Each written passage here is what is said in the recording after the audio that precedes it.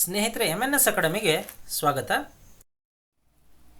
ಸ್ನೇಹಿತರೆ, ಇದೇ ಮೊದಲನೇ ಸಾರಿ ನೀವು ನಮ್ಮ ಚಾನಲ್ಗೆ ಭೇಟಿ ನೀಡ್ತಾ ಇದ್ದರೆ ನಮ್ಮ ಚಾನಲನ್ನು ಸಬ್ಸ್ಕ್ರೈಬ್ ಆಗಿ, ಹಾಗೆ ಪಕ್ಕದಲ್ಲಿರ್ತಕ್ಕಂಥ ಬೆಲ್ ಬಟನನ್ನು ಕ್ಲಿಕ್ ಮಾಡಿದ್ರೆ ನಾವು ಮಾಡ್ತಕ್ಕಂಥ ಎಲ್ಲ ಹೊಸ ವಿಡಿಯೋಗಳ ನೋಟಿಫಿಕೇಷನ್ ನಿಮಗೆ ತಲುಪತ್ತೆ. ಹಾಗೆ ನಮ್ಮ ಚಾನಲ್ನ ಪ್ಲೇಲಿಸ್ಟ್ನಲ್ಲಿ ಹಲವಾರು ವಿಡಿಯೋಗಳಿದೆ, ಆ ವಿಡಿಯೋಗಳನ್ನೆಲ್ಲ ನೀವು ನೋಡಿ ಅಂತ ಹೇಳ್ತಾ ನಮಸ್ಕಾರ.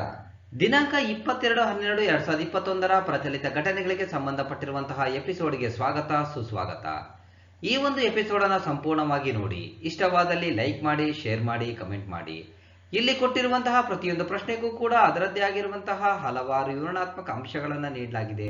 ಕಾರಣ ಇಷ್ಟೇ, ಮುಂಬರುವಂತಹ ಯಾವುದೇ ಸ್ಪರ್ಧಾತ್ಮಕ ಪರೀಕ್ಷೆಗಳಲ್ಲಿ ಆ ವಿವರಣೆಗಳ ಮೇಲೂ ಕೂಡ ಪ್ರಶ್ನೆ ಕೇಳುವಂತಹ ಸಾಧ್ಯತೆ ಇರುತ್ತೆ. ಅದೇ ರೀತಿ ಈ ಎಪಿಸೋಡ್ನ ಕೊನೆಗೆ 2 ಪ್ರಶ್ನೆಗಳನ್ನು ಕೊಟ್ಟಿರ್ತೀವಿ. ಸಂಪೂರ್ಣವಾಗಿ ಈ ವಿಡಿಯೋ ನೋಡಿದ್ರೆ ಆ 2 ಪ್ರಶ್ನೆಗಳಿಗೂ ಕೂಡ ನೀವು ಸರಿಯಾದ ಉತ್ತರವನ್ನು ಕೊಡ್ತೀರಾ. ನಿಮ್ಮ ಸರಿ ಉತ್ತರದ ನಿರೀಕ್ಷೆಯಲ್ಲಿ ಕಾರ್ಯಕ್ರಮವನ್ನು ಪ್ರಾರಂಭ ಮಾಡ್ತಾ ಇದ್ದೀವಿ. All the best.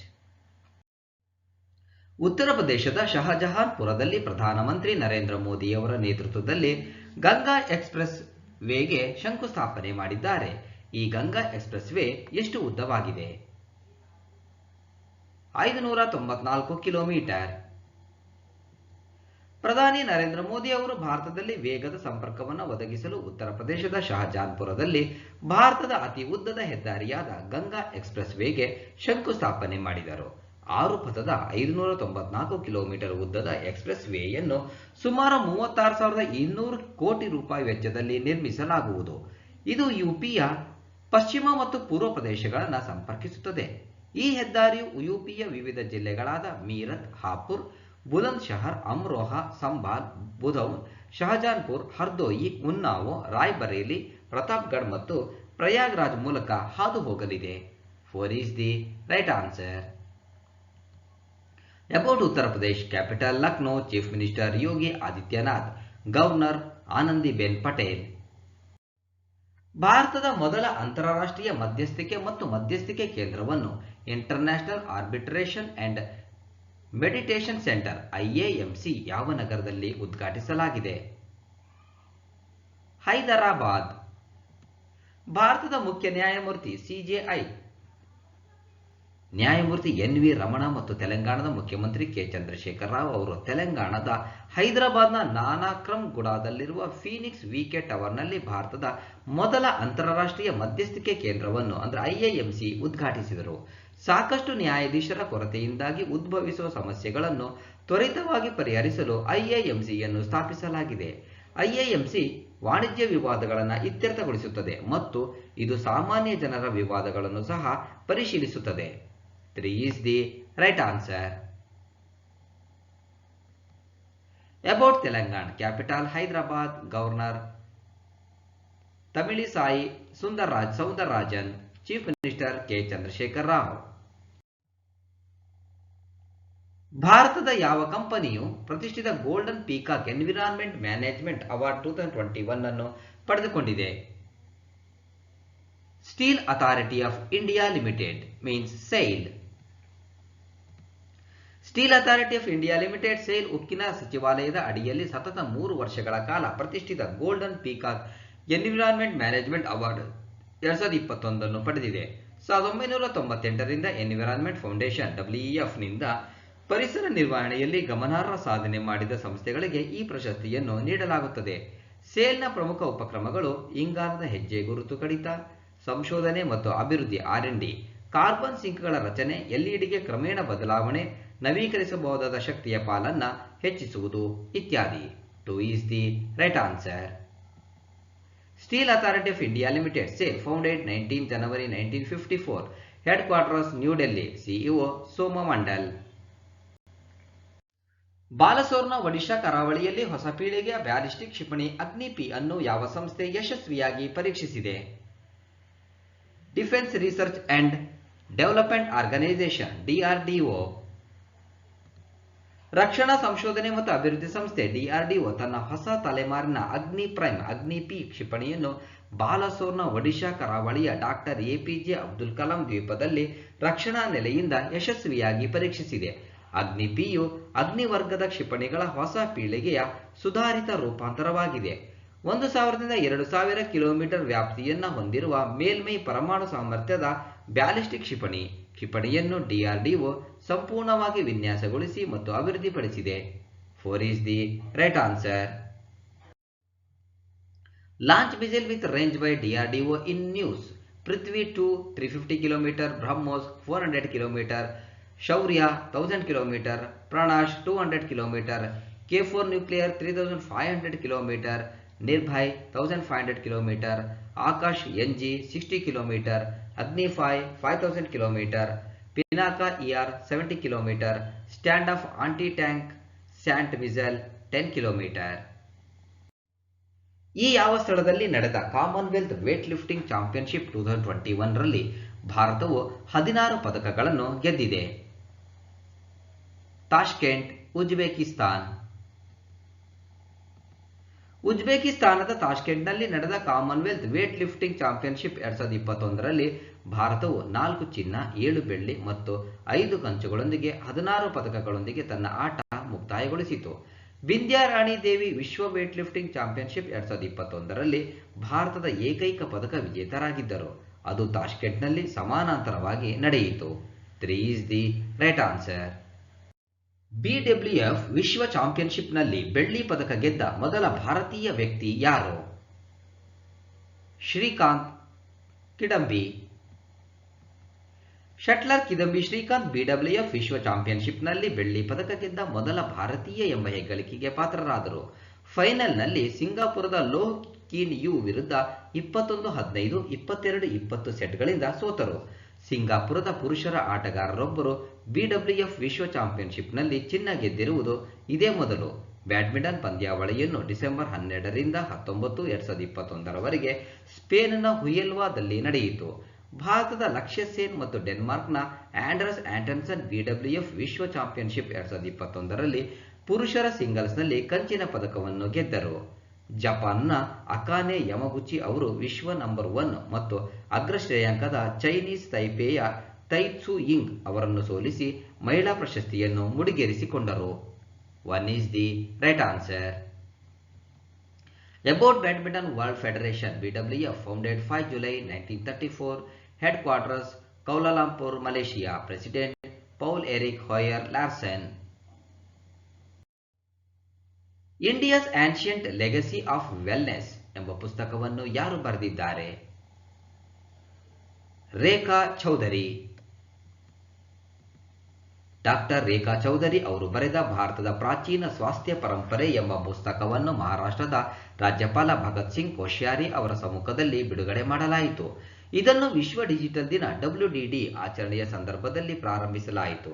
ಮಾನವರು ಪ್ರಕೃತಿಗೆ ಹತ್ತಿರವಾಗುವುದು ಎಷ್ಟು ಮುಖ್ಯ ಎಂಬುದನ್ನು ಪುಸ್ತಕವು ತೋರಿಸುತ್ತದೆ. ಇದು ಉತ್ಪಾದಕ ಕೆಲಸವನ್ನು ಮಾಡಲು, ಪುನರುಜ್ಜೀವನಗೊಳಿಸಲು ಮತ್ತು ಪುನರ್ಭರ್ತಿ ಮಾಡಲು ಸಹಾಯ ಮಾಡುತ್ತದೆ. 4 is the right answer. ಅಂತಾರಾಷ್ಟ್ರೀಯ ಮಾನವ ಒಗ್ಗಟ್ಟಿನ ದಿನ ಇಂಟರ್ನ್ಯಾಷನಲ್ ಹ್ಯೂಮನ್ ಸಾಲಿಡರಿಟಿ ಡೇ ಅನ್ನು ಪ್ರತಿ ವರ್ಷ ಈ ಯಾವ ದಿನದಂದು ಆಚರಿಸಲಾಗುತ್ತದೆ? 20 ಡಿಸೆಂಬರ್. ವಿಶ್ವಸಂಸ್ಥೆಯು ವೈವಿಧ್ಯತೆಯಲ್ಲಿ ಏಕತೆಯನ್ನು ಗೌರವಿಸಲು ಡಿಸೆಂಬರ್ 20 ಅಂತಾರಾಷ್ಟ್ರೀಯ ಮಾನವ ಒಗ್ಗಟ್ಟಿನ ದಿನ IHSD ಎಂದು ಆಚರಿಸುತ್ತದೆ. IHSD ಬಡತನ ನಿರ್ಮೂಲನೆ ಸೇರಿದಂತೆ ಸುಸ್ಥಿರ ಅಭಿವೃದ್ಧಿ ಗುರಿಗಳ ಸಾಧನೆಗಾಗಿ ಒಗ್ಗಟ್ಟನ್ನು ಉತ್ತೇಜಿಸುವ ಗುರಿಯನ್ನು ಹೊಂದಿದೆ. ಇದು ಡಿಸೆಂಬರ್ 22, 2005 ರಂದು UN ಜನರಲ್ ಅಸೆಂಬ್ಲಿಯು ಐಕಮತ್ಯವು ಮಾನವ ಸಂಬಂಧದ ಅತ್ಯಂತ ನಿರ್ಣಾಯಕ ಸ್ತಂಭಗಳಲ್ಲಿ ಒಂದಾಗಿದೆ ಎಂದು ಘೋಷಿಸಿತು. 1 is the right answer. ಇತ್ತೀಚೆಗೆ ಪ್ರಾರಂಭಿಸಲಾದ ರಾಷ್ಟ್ರೀಯ ಏಕತಾ ಗೀತನ್ನು ಯಾವ ಸಂಸ್ಥೆಯು ಸಂಯೋಜಿಸಿದೆ? NCC. ರಕ್ಷಣಾ ಸಚಿವ ರಾಜನಾಥ್ ಸಿಂಗ್ ಅವರು 22 ಭಾಷೆಗಳಲ್ಲಿ ರಾಷ್ಟ್ರೀಯ ಕೆಡೆಟ್ ಕಾರ್ಪ್ಸ್ NCC ರಚಿಸಿರುವ ರಾಷ್ಟ್ರೀಯ ಏಕತಾ ಗೀತೆಯನ್ನು ಬಿಡುಗಡೆ ಮಾಡಿದರು. ರಾಷ್ಟ್ರೀಯ ಏಕತಾ ಗೀತೆ ರಾಷ್ಟ್ರೀಯ ಏಕೀಕರಣದ ವಿಷಯವನ್ನು ಆಧರಿಸಿದೆ. ಸಂಸ್ಕೃತಿಯೋಂಕ ಮಹಾಸಂಗಮ ಕಾರ್ಯಕ್ರಮವನ್ನು ಸಹ ನಡೆಸಲಾಯಿತು. ಅಲ್ಲಿ ದೇಶದಾದ್ಯಂತದ NCC ಕೆಡೆಟ್ಗಳು ದೆಹಲಿಯಲ್ಲಿ ಒಟ್ಟುಗೂಡಿದರು ಮತ್ತು ಅವರ ಹಂಚಿಕೆಯ ಸಾಂಸ್ಕೃತಿಕ ಪರಂಪರೆಯನ್ನು ಪ್ರದರ್ಶಿಸಿದರು. 1 is the right answer. ಇತ್ತೀಚೆಗೆ ಸುದ್ದಿಯಲ್ಲಿರುವ ರಾಮನ ಕಾಳಿ ದೇವಸ್ಥಾನ ಯಾವ ದೇಶದಲ್ಲಿದೆ? ಬಾಂಗ್ಲಾದೇಶ. ರಾಷ್ಟ್ರಪತಿ ರಾಮನಾಥ್ ಕೋವಿಂದ್ ಅವರು ಬಾಂಗ್ಲಾದೇಶದ ರಾಜಧಾನಿ ಢಾಕಾದ ಭಾಗವಾದ ರಾಮನಾದಲ್ಲಿ ಪುನರ್ ನಿರ್ಮಿಸಿದ ರಾಮನಕಾಳಿ ದೇವಸ್ಥಾನವನ್ನು ಉದ್ಘಾಟಿಸಿದರು.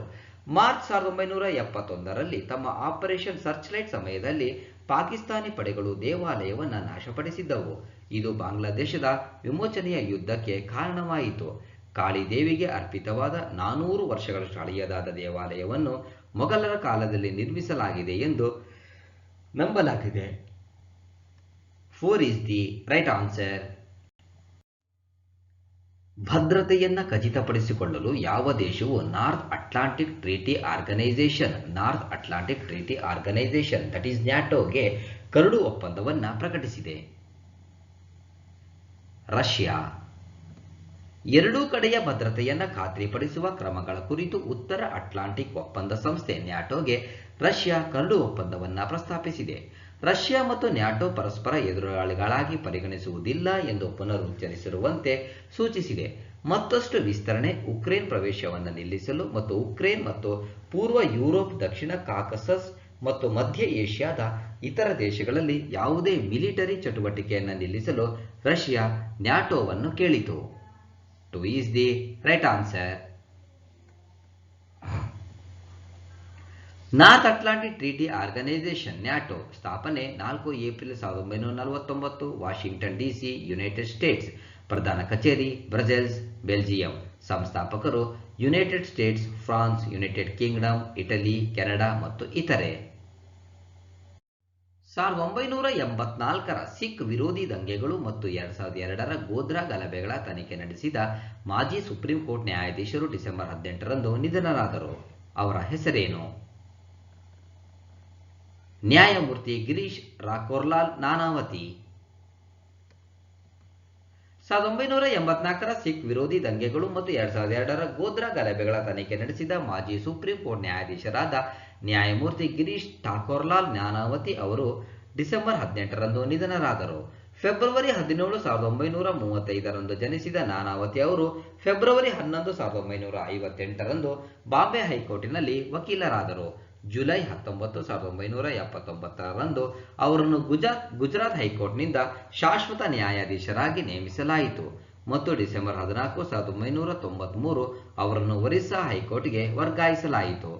ನಾನಾವತಿ ಅವರನ್ನು ಮಾರ್ಚ್ 6, 1995ರಿಂದ ಜಾರಿಗೆ ಬರುವಂತೆ ಸುಪ್ರೀಂ ಕೋರ್ಟ್ನ ನ್ಯಾಯಾಧೀಶರಾಗಿ ನೇಮಿಸಲಾಯಿತು ಮತ್ತು ಫೆಬ್ರವರಿ 16, 2000ರಂದು ನಿವೃತ್ತರಾದರು. 2014ರಲ್ಲಿ ನ್ಯಾಯಮೂರ್ತಿಗಳಾದ ನಾನಾವತಿ ಮತ್ತು ಅಕ್ಷಯ್ ಮೆಹ್ತಾ ಅವರು 2002ರ ಗಲಭೆಗಳ ಕುರಿತು ತಮ್ಮ ಅಂತಿಮ ವರದಿಯನ್ನು ಗುಜರಾತ್ ಮುಖ್ಯಮಂತ್ರಿ ಆನಂದಿಬೆನ್ ಪಟೇಲ್ಗೆ ಸಲ್ಲಿಸಿದ್ದರು.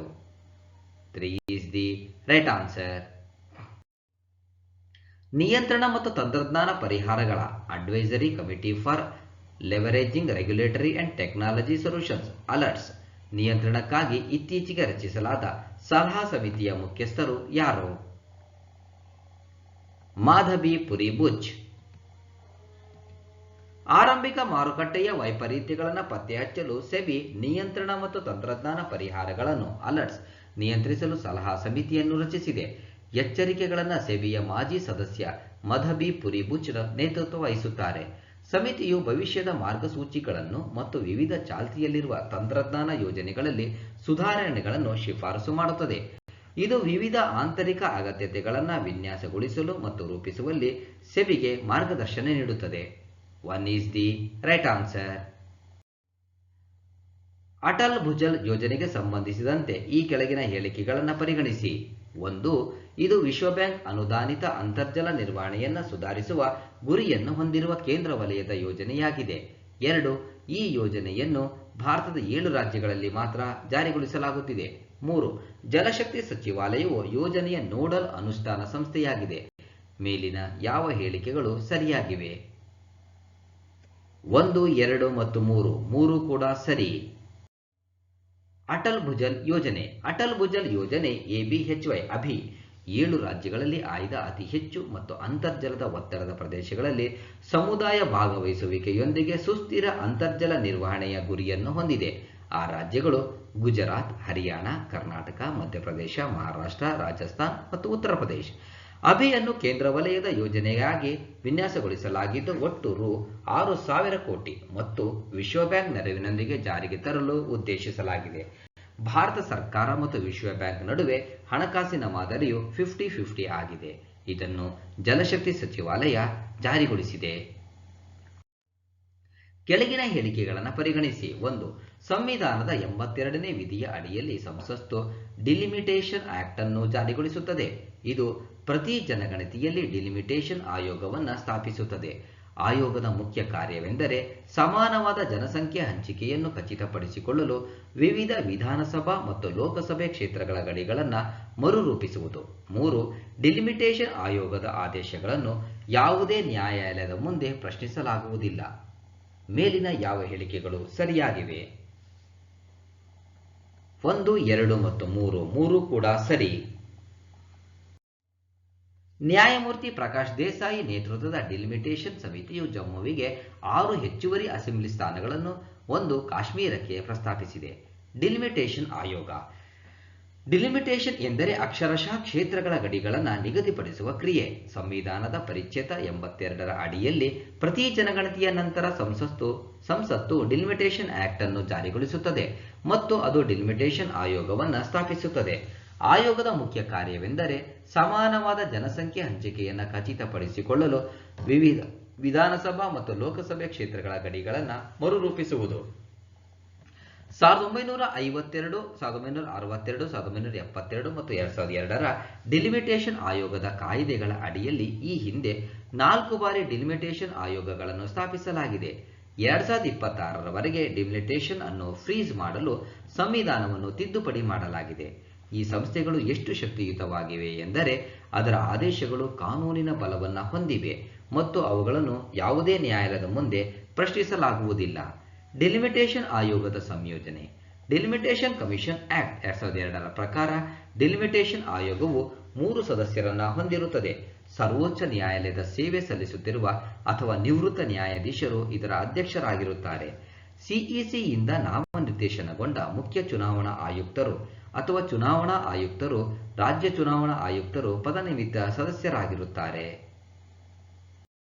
ದೇಶೀಯ ಸಾಲದಾತರಿಂದ ಹಣಕಾಸು ಸಂಸ್ಥೆಗಳಿಗೆ ಒತ್ತಡದ ಸಾಲಗಳನ್ನು ವರ್ಗಾಯಿಸಲು ಚೌಕಟ್ಟನ್ನು ರಚಿಸಲು ಅಂತಾರಾಷ್ಟ್ರೀಯ ಹಣಕಾಸು ಸೇವಾ ಕೇಂದ್ರಗಳ ಪ್ರಾಧಿಕಾರ international financial services centres authority IFSCA ಸ್ಥಾಪಿಸಿದ ಸಮಿತಿಯ ಅಧ್ಯಕ್ಷರು ಯಾರು? G. Padmanabhan. International financial services centres authority IFSCA ದೇಶೀಯ ಸಾಲದಾತರಿಂದ ಹಣಕಾಸು ಸಂಸ್ಥೆಗಳಿಗೆ ಒತ್ತಡದ ಸಾಲಗಳನ್ನು ವರ್ಗಾಯಿಸಲು ಚೌಕಟ್ಟನ್ನು ರಚಿಸಲು ಸಮಿತಿಯನ್ನು ಸ್ಥಾಪಿಸಿತು. ಭಾರತೀಯ ರಿಸರ್ವ್ ಬ್ಯಾಂಕ್ನ ಮಾಜಿ ಕಾರ್ಯನಿರ್ವಾಹಕ ನಿರ್ದೇಶಕ G. ಪದ್ಮನಾಭನ್ ಇದರ ಅಧ್ಯಕ್ಷರಾಗಿರುತ್ತಾರೆ. ಸಮಿತಿಯು RBI ನಿರ್ದೇಶನಗಳ ನಿಬಂಧನೆಗಳನ್ನು ಪರಿಶೀಲಿಸುತ್ತದೆ. ಇದು ಒತ್ತಡದ ಸಾಲಗಳನ್ನು ವರ್ಗಾವಣೆ ಮಾಡಲು, ಪ್ರದೇಶಗಳನ್ನು ಗುರುತಿಸಲು ಅಥವಾ RBIನಿಂದ ನಿರ್ದೇಶನಗಳ ಸಮಸ್ಯೆಗಳಿಗೆ ಹೆಚ್ಚಿನ ಸ್ಪಷ್ಟೀಕರಣದ ಅಗತ್ಯವಿರುತ್ತದೆ. 3 is the right answer. ಇಂದಿನ ರಸಪ್ರಶ್ನೆ. ಪ್ರಶ್ನೆ 1. ಭಾರತದ ಈಗಿನ ಮುಖ್ಯ ನ್ಯಾಯಮೂರ್ತಿ CJI ಯಾರು? ಭಾರತದ ಈಗಿನ ಮುಖ್ಯ ನ್ಯಾಯಮೂರ್ತಿ ಯಾರು? ಪ್ರಶ್ನೆ 2. ಬ್ಯಾಡ್ಮಿಂಟನ್ ವರ್ಲ್ಡ್ ಫೆಡರೇಷನ್ BWFನ ಪ್ರಧಾನ ಕಚೇರಿ ಎಲ್ಲಿದೆ? ಬ್ಯಾಡ್ಮಿಂಟನ್ ವರ್ಲ್ಡ್ ಫೆಡರೇಷನ್ನ ಪ್ರಧಾನ ಕಚೇರಿ ಎಲ್ಲಿದೆ? ಈ 2 ಪ್ರಶ್ನೆಗಳಿಗೂ ಕೂಡ ನೀವು ಸರಿಯಾದ ಉತ್ತರವನ್ನು ಕೊಡ್ತೀರಾ ಎಂಬಂತ ನಿರೀಕ್ಷೆಯಲ್ಲಿ ಇವತ್ತಿನ ಒಂದು ಎಪಿಸೋಡನ್ನು ಮುಗಿಸ್ತಾ ಇದ್ದೀನಿ. All the best. Thank you. ಸ್ನೇಹಿತರೆ, ವಿಡಿಯೋವನ್ನು ನೋಡಿದಂಥ ಎಲ್ಲರಿಗೂ ಧನ್ಯವಾದಗಳು. ನಾಳಿನ ಪ್ರಚಲಿತ ಘಟನೆಯ ವಿದ್ಯಮಾನದೊಂದಿಗೆ ಮತ್ತೆ ನಿಮ್ಮನ್ನು ಭೇಟಿಯಾಗ್ತೀವಿ. ಅಲ್ಲಿವರೆಗೂ ಎಲ್ಲರಿಗೂ ಧನ್ಯವಾದಗಳು. ನಮಸ್ಕಾರ.